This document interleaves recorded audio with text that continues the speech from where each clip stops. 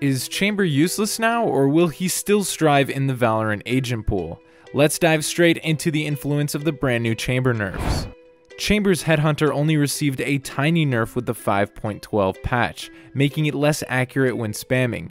It will still make a difference in some situations, close range fights or lower ranks, but this change isn't why many pro players think Chamber's done for. His rendezvous ability might be the most significant change in the patch notes. Chamber now only places one teleport anchor, which changes the main purpose of the agent. Even if its range is larger, he cannot hold an angle and get out as safely as he used to, or teleport from A to B on bind, for example. When holding an angle, you now need to place your TP in a safe position, allowing you to get out after taking a shot. You won't be able to teleport to another anchor anymore. This change makes Chamber's use more complicated, and you'll really have to have precise setups to take full advantage of the Frenchman's kit. We'll make Chamber guides soon, so make sure to subscribe to the channel to not miss out. Once enemies have broken your anchor, you won't be able to use it anymore. It'll be gone for the rest of the round. This change makes you more vulnerable to flankers on attack and fast executes on defense, so be careful. This will force you to be more precise with your decisions, as if you leave your anchor, it's very likely to get destroyed by a flank or aggressive defensive push. This ability will now be even harder to use on attack, as it gives you less freedom in your positioning, but we still think that Chamber will stay a dominant opera on defense, better than a Jett for example, as Jett cannot dash through a wall like Chamber does. The trend will invert on attack, as Jett remains one of the best duelists in the game to take control of the site.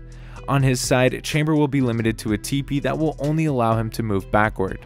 His trademark also took a serious hit, as it now has a similar range as Killjoy's. It will disable itself when exiting the radius. Its initial arm time also increased from 2 to 4 seconds. This means that you'll have to wait longer until the trap is ready to function, making it impossible to use to clear corners. It's now only a defensive tool.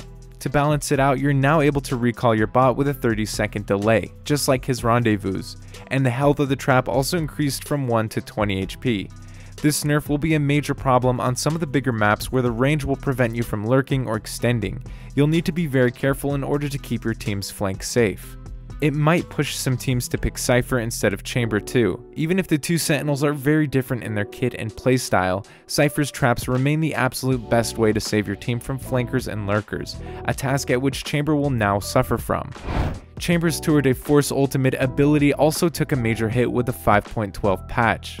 Its fire rate drastically decreased, making it look like a proper operator now.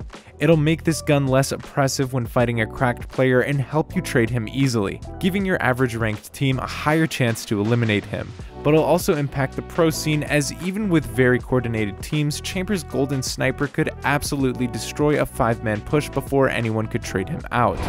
Here at Esports Driven, we think that these changes are a great way to stop Chamber's domination without completely destroying his potential. He'll surely be less easy and straightforward to play, but will still shine in the hands of great players. We'll have an easier time dealing with Chamber and finding counterplays to punish him.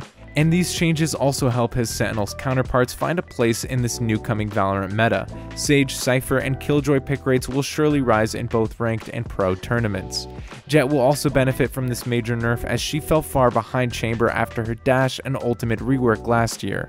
These massive changes give her more credit when playing the operator and help her make a clear difference on attack rounds versus the French agent.